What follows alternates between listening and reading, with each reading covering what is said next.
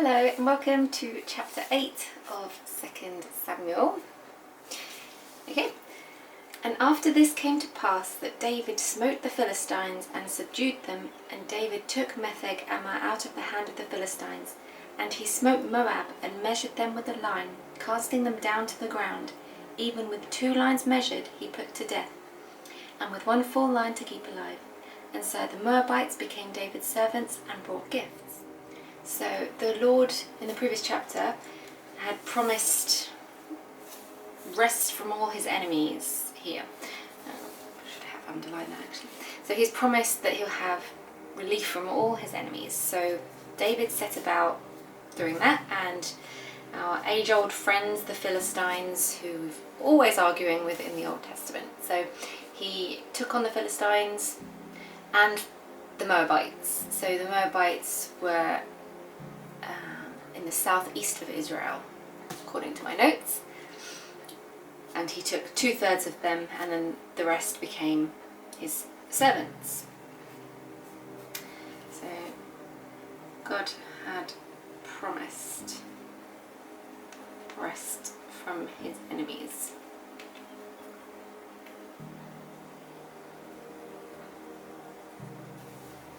And so he took that on. Okay. David smote also Hadadezer,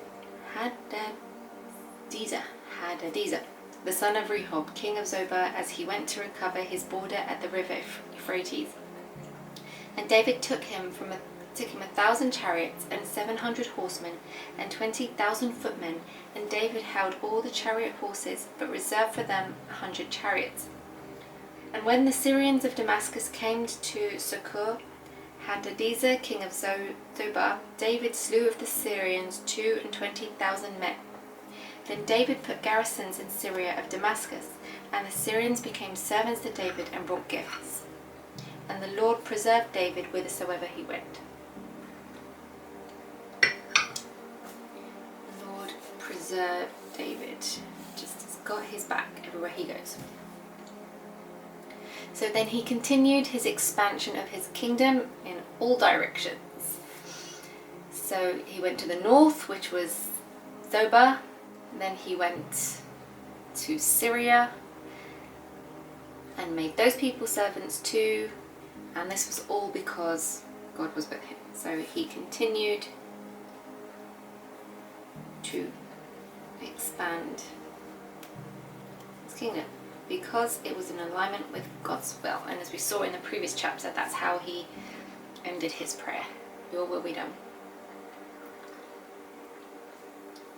And David took the shields of gold that were on the servants of Hadadezer and brought them to Jerusalem. And from Beta and from Berothah, cities of Hadadezer, King David took exceeding much brass. So from these towns he took a lot of gold, brass, metals, shields, all sorts of things. So took gold and brass, like shields, etc.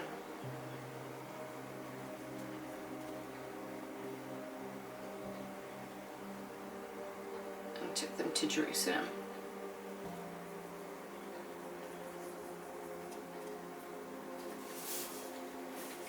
When Toi, king of Hamath, heard that David had smitten all the host of Hadadezer, then Toi sent Joram his son unto King David to salute him and to bless him. Yes, because he fought against Hadadezer and smitten him, for Hadadezer had wars with Toi. And Joram bought him with vessels of silver and vessels of gold and vessels of brass, which also King David did dedicate unto the Lord. Excellent.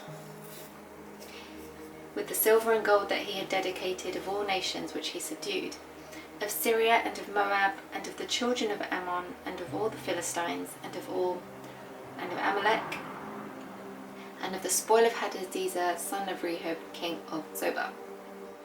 So Hadadezer's enemy came and thanked David for finally kicking him out the curb, and then what David did was he showed appreciation and thanks to God. He knew there is no way I would have won all this and got all this if it wasn't for God.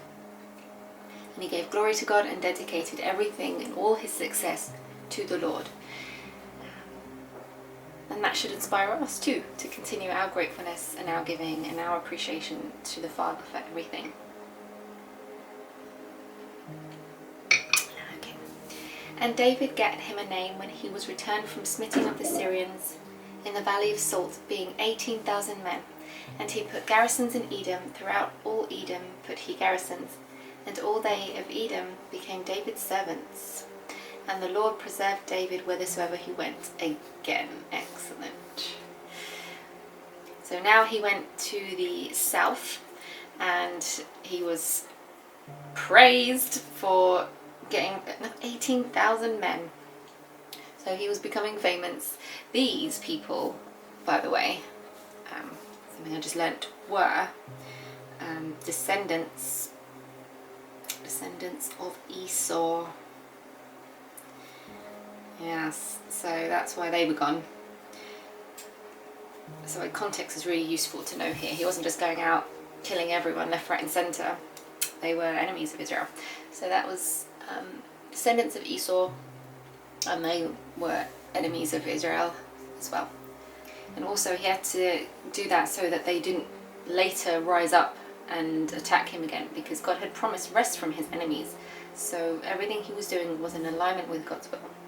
So by this point, he was ruling over a kingdom size which was promised to Abraham all the way back in Genesis. But he hadn't got all of it yet, so it wasn't fully fulfilled. He didn't have everything he needed, and he didn't have it permanently.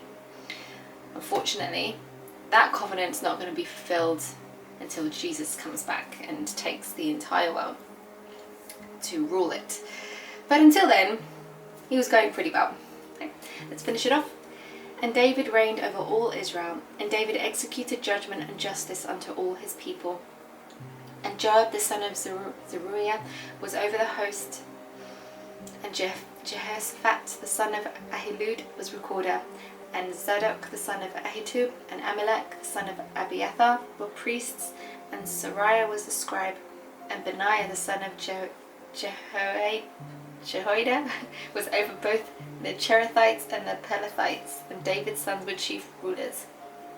So at this point he was ruling over the whole of Israel very early on, but he needed people in different roles.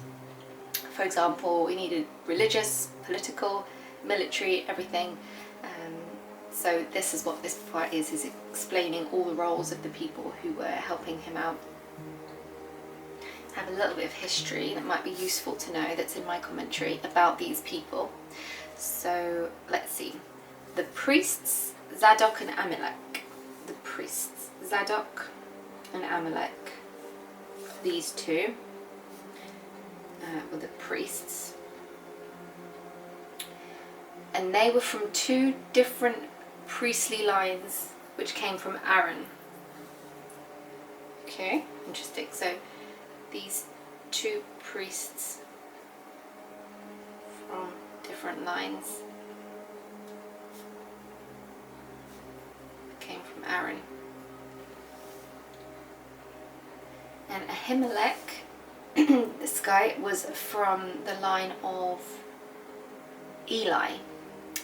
And Eli was cursed because of his sons and the fact that he didn't restrain them, and they were running riot, and as priests they weren't behaving very priestly. So he was punished because he didn't discipline them.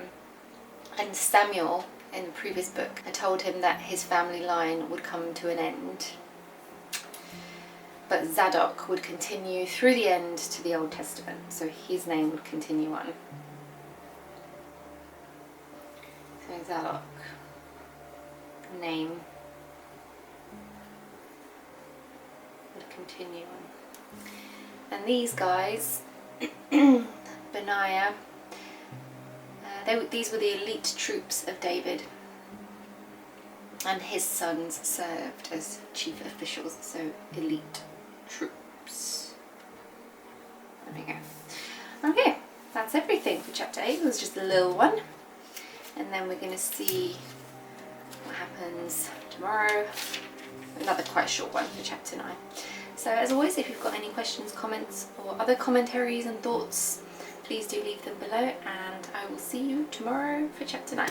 Bye.